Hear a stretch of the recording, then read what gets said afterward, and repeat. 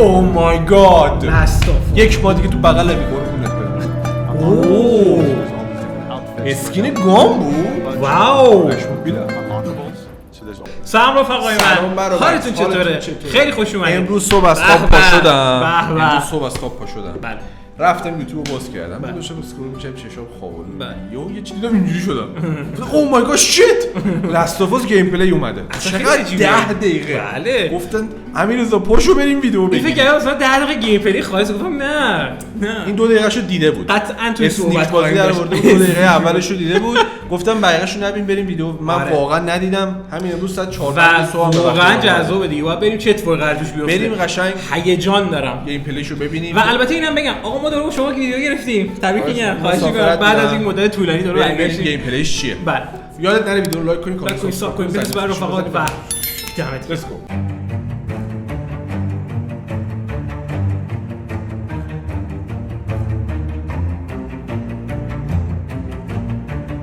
خب بریم سراغش آقا. بریم چه خبر. 10 دقیقه است. هر گیم پلی هم همین امروز اومد صبح ساعت 4-5 صبح به وقت ایران.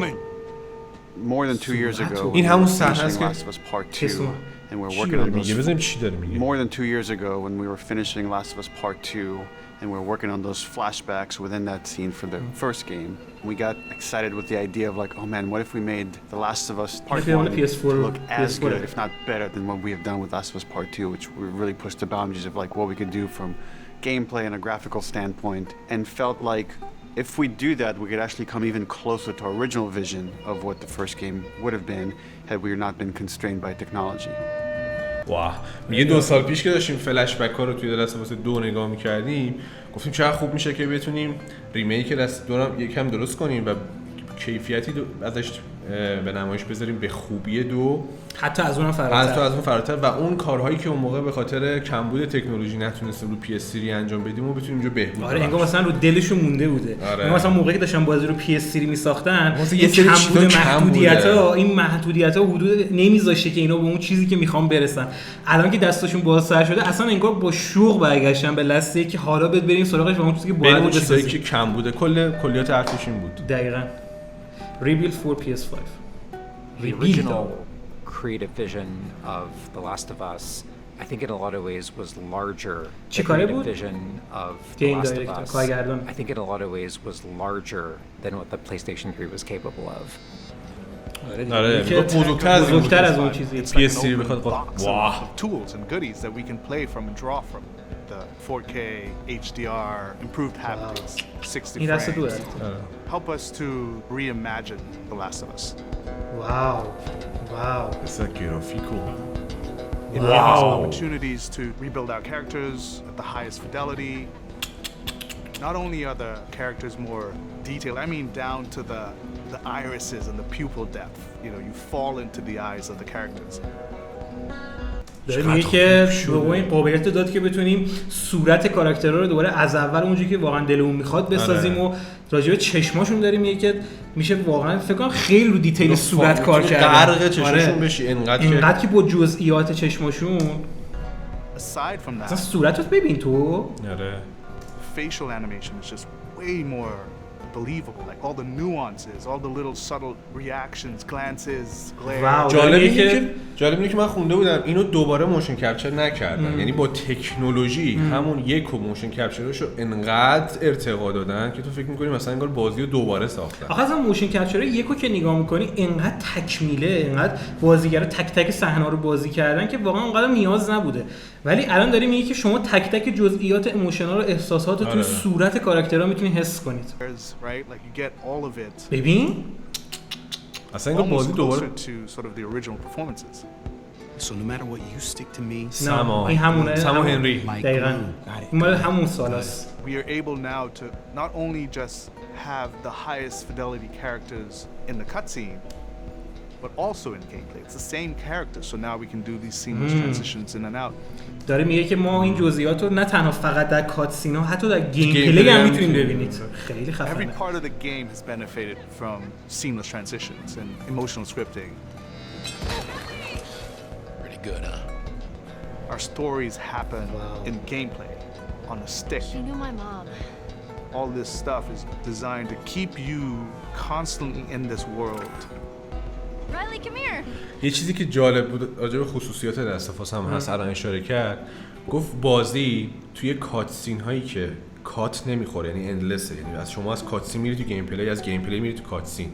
بازی دائم شما رو تو بازی نگه می‌داره، یعنی وقفه‌ای نیست، یعنی شما انگار که مثلا از اول که شروع می‌کنی همه چی پشت هم اتفاق میفته، یه داستان متوالی رو داره. آره.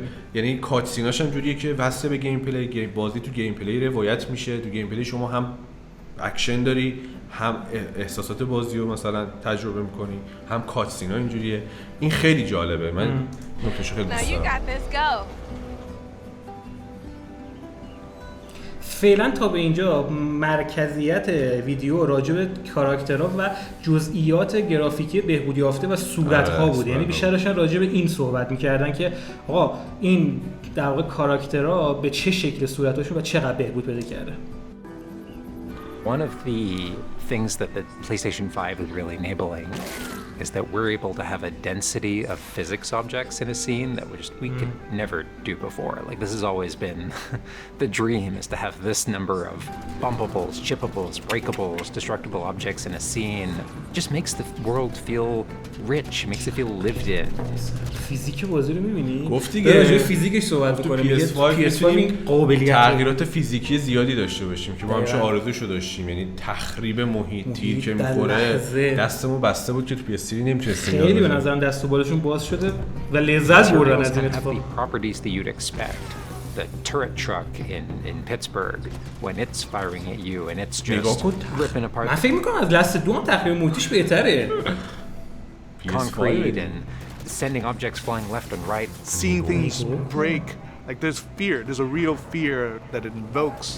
دقیقاً میگه اینکه شما ببینید که مثلا محیط داره تخریب میشه، اصلا حس بازی رو بهتر بده. دیگه تخریب و صداگذاری که ساوند دیزاینی که دارن قشنگ شما رو حس میکنه که تو اون محیطی هست. آره اصلا تو حس آمیزی هم بیشتر تاثیر داره.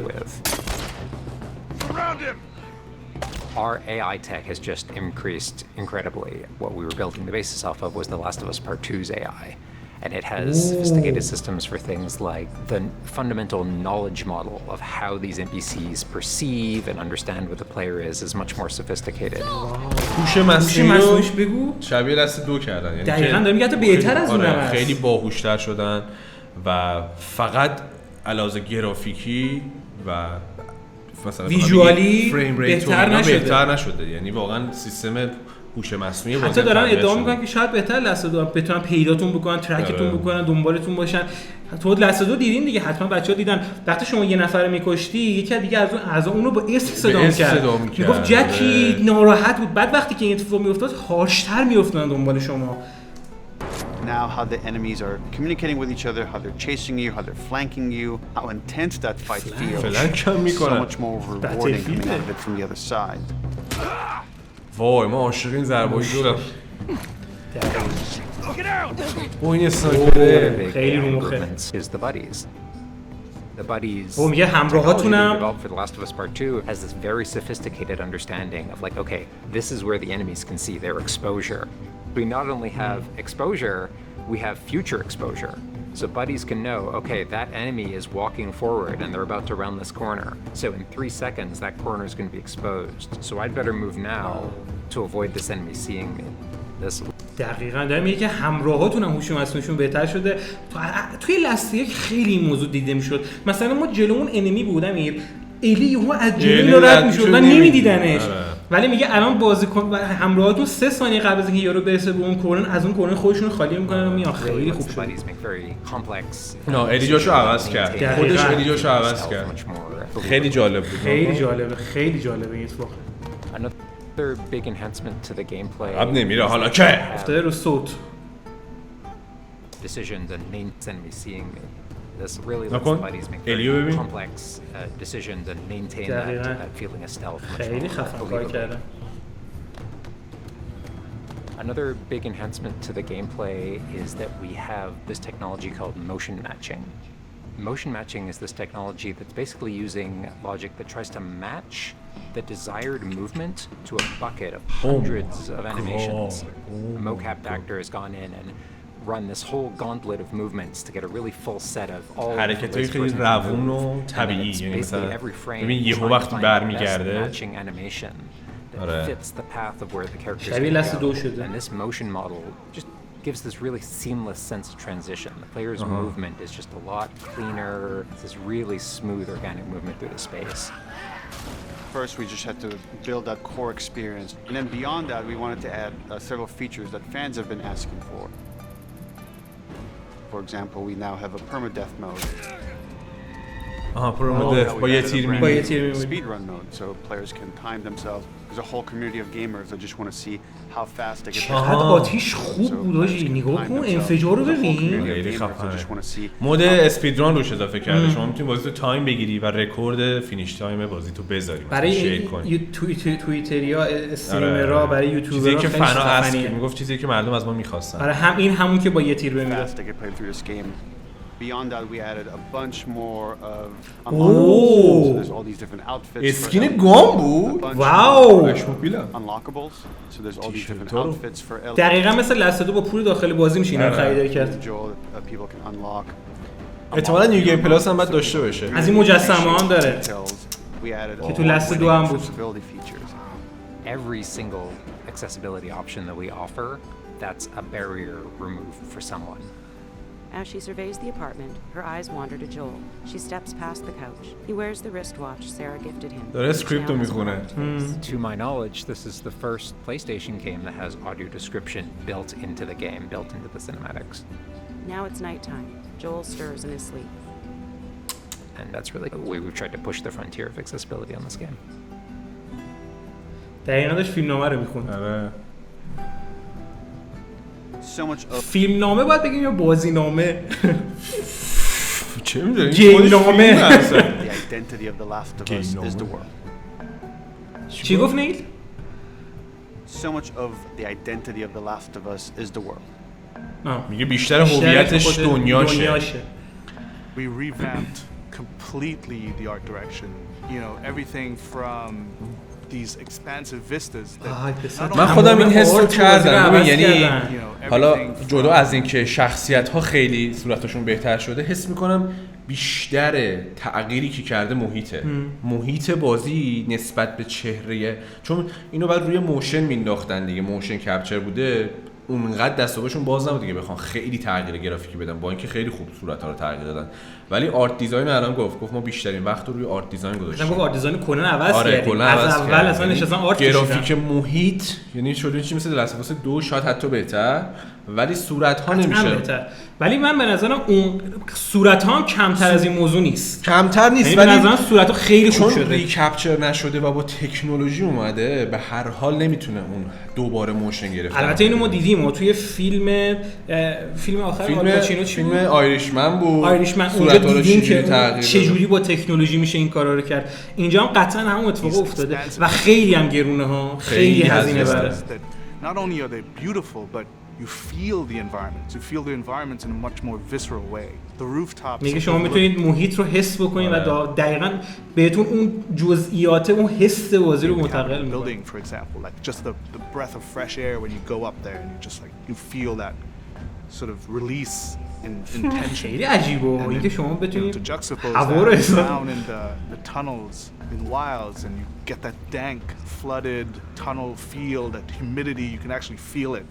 All these environments are just completely reimagined. میگه چجوری که شما رطوبت رو حس کنیم، میگه اون حس و حالش رو حس می‌کنی، یعنی مثلا شما اون ویویی که بود چوبه رو گذاشتن، گفت تو میتونی اون هوای تازه‌ای که اینا دارن، اصلا میگه از جای تنگ و تاریکی میای بیرون و یهو میای توی هوای تازه. دیدی جول میگه او برف، قشنگ میتونی حس کنی آرامشه بعد اون اینتنسیتی که بوده، خشونتی که بوده بهت میرسه. یا مثلا وارد این تونلا میشی، این آجوری که ریخت و حیوان و موش و اینایی که میان رد میشن، محیط جوریه که داشتم میگفتم تو سینما تشبودیای پارکا بود، آب میپاشید تو صورت. من دسته پیسو یا آب میپاشید تو صورت سر میمونه، یه ذره تو فکر کردیم آب میپاشید همش هم میاد تو من باور کن انتظار نمیدم که الان مثلا یه تصویر PS5 those haptics, the 3D audio, they're fast loading. It really creates a much more immersive and because of that much more emotional experience. One of the things I absolutely میگه این فست لودینگای میتونه به کمک کنه که اون ارتباط اون ایموشنال قطع نشه همش تو طول بازی. بعد گفت ضبط صوت 3 بعدی داشتن و این ترانزیشن‌ها چون SSD خیلی سریعتر انجام میشه. اینم در نظر بگیر که هدفون جدید PS5 هدفون خیلی خفنیه و خیلی از المان‌های صداگذاری این بازی رو اون هدفون به نظرم میشه به خوبی شنیده بشه. هدفونشو جدا باید بخری. Shit. Being able to hear an enemy before they sneak up on you. Trying to do a stalker fight with the 3D audio is just so much fun. You're hearing them skitter around in a different room and you're hearing them trying to get it behind you. هدفونشو باید بخری. میگه دور و برتون که قشنگ میتونی حس کنی که کجا داره نزدیک میشه. آره واو. چند هدفونش؟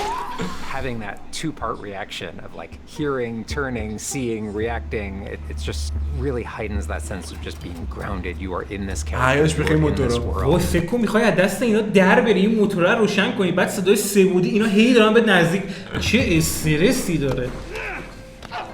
Now with the PlayStation 5, the amount of control that developers have over the DualSense, it's really, really cool. All the guns in the game have a variable amount of resistance on the triggers when you aim them. The wavelengths پشما میگه که تریگرهای هر گان اون مقاومتی که رزیستنتی که داره شما L2 رو میگیری تیر میخوای بزنی با هم فرق میکنه. متفاوته. یعنی مثلا شما تفنگ لایت برداری شاید اون مقاومت کم باشه. قطعاً بیشتر تو تیر کمون داره که میخواد بکشیش. مثلا رایفل شاید سنگین باشه.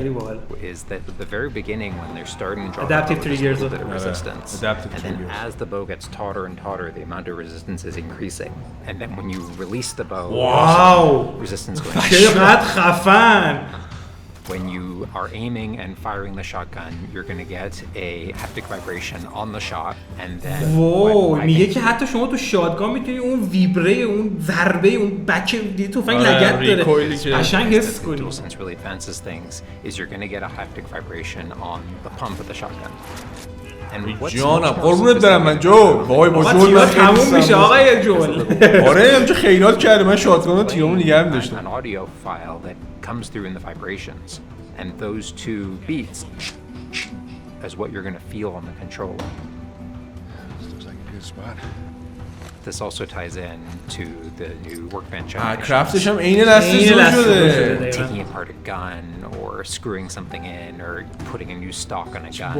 That moment where he's like jamming that on, you're going to get that haptic feedback on that. چقدر دیتیل گانا بهتر شده نسبت به لست دو به نظرم. You're going to get that haptic feedback on. می‌بینی؟ آره. به چشم من به نظرم بهتر شده. We have, haptics all across the board, for all the moments you kind of expect for clambering, jumping, landing, meleeing, getting meleeed, like all those kind of high intensity moments we have represented What I personally absolutely adore is the way we can enhance the really like quiet, subtle moments of gameplay. So it's like when Joel goes in to pet the giraffe, getting that little light touch on the haptics. ویبرهای هوشمندو میگه. To me that's میگه چیزی که من خیلی ستایش میکنم اینه که ما میتونیم حتی توی حساس ترین جای گیم پلی یه کاری کنیم این تجربه افزایش پیدا کنه.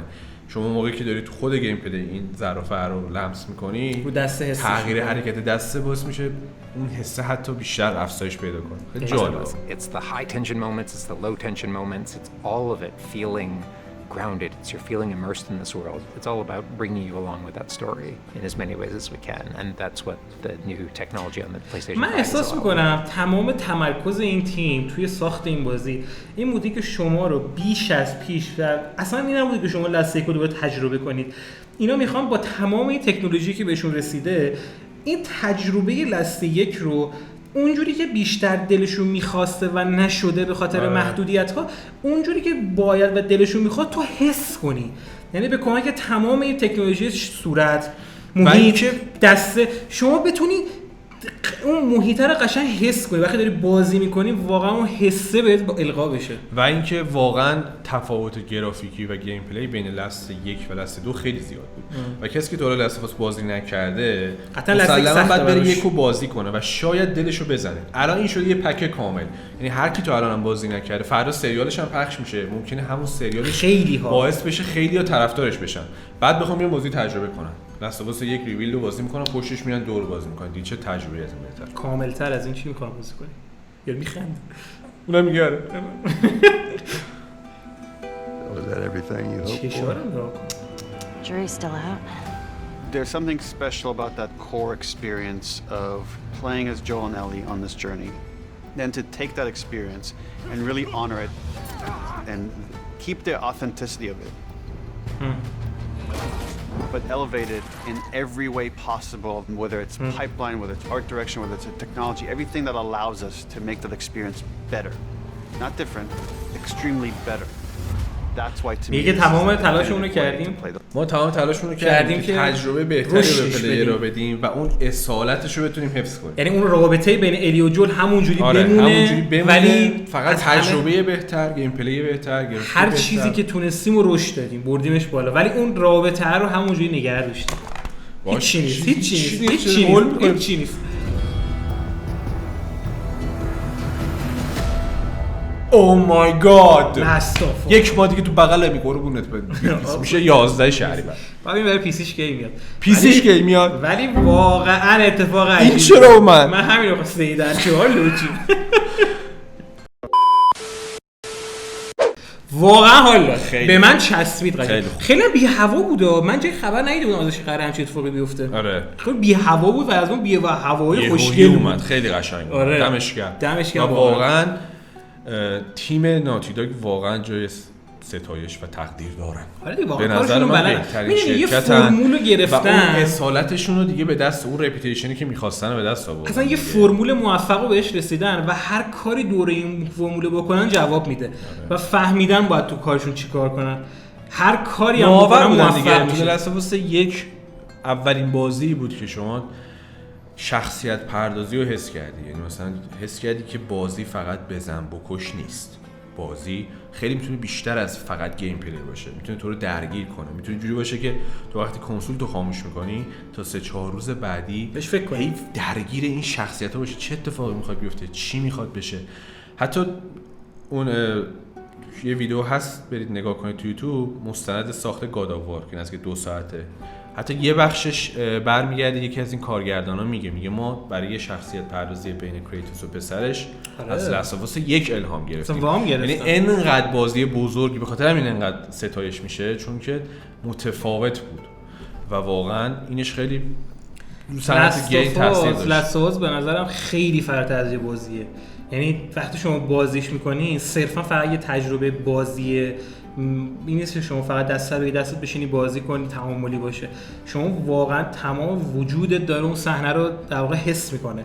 وقتی شما مثلا اون فداکاری رو انجام میده، شما واقعا با تمام وجودت حس میکنی که برای اون کاراکتر قصه میخوری، ناراحت میشی، احساس میکنی که واقعا قراره این اتفاقی داره میفته، همزاد پنداری میکنی و واقعا ناراحت میشی برای این شخصیت. یا هر جایی بازی، تک تک بازی کلا خیلی بازی عجیبیه. یعنی تجربه کردنش به نظرم تو هر سنی الزام داره برای آدم‌ها. شما یک تجربه داستانی به دست میارید که اگر تجربهش نکردین به نظرم صبر کنید یه ماه دیگه این بازی رو بازی کنید. واقعا پشیمون ما قبل از اینکه بازی منتشر بشه، قبل 11 شهریور یه ویدئوی کامل می‌خوایم راجع به لاست اف اس درست کنیم. خیلی خفن کامل داریم. یعنی ویدیو فکر کنم نزدیک 100 به بالا بشه و توضیحات کامل از لاست 1 شروع میشه. حتی مصاحبه سازنده ها رو میاریم که از تجربیاتشون چیا گفتن، اطلاعات کامل قرار در اختیارتون قرار بدیم. چند تا سورپرایز بالا توش داریم. الان خواستم از درون به تلگرام نیم ساعت حرف بزنم، دیدم جاش اینجا نیست. نه اصلا یه سری سورپرایز هم داره اون ویدیو، منتظرش باشید. داره ویدیو خیلی خفنی قرار بشه. دقیقاً منتظر ویدیو حتما باشید. حتی ممکنه نیلو بیاریم. حتی دیگه سورپرایز رو خراب نکن دیگه. من میخوام اشلی رو بیارم اینجا بهش، تو چرا سورپرایز خراب کنی؟ ببین من با تروی صحبت کردم. آره با تروی من با اشلی صحبت کردم. اشتباه برعکس میشه. اشلی گفت برو از تروی اجازه بگیر آقا اشلی. آره آقا تروی برام جوله دیگه، بعد اجازه بده. هیچ سورپرایز رو خراب کرد. اصلا هماهنگ نیست. هماهنگی کم یه چند وقت نبودم، هماهنگی‌ها کم شده. بچه‌ها اگه ویدیو داشتید لایک کنید، ساب کنید، برسه بر رفقاتون. دلگرمی تا آخرش دیدی فعلا.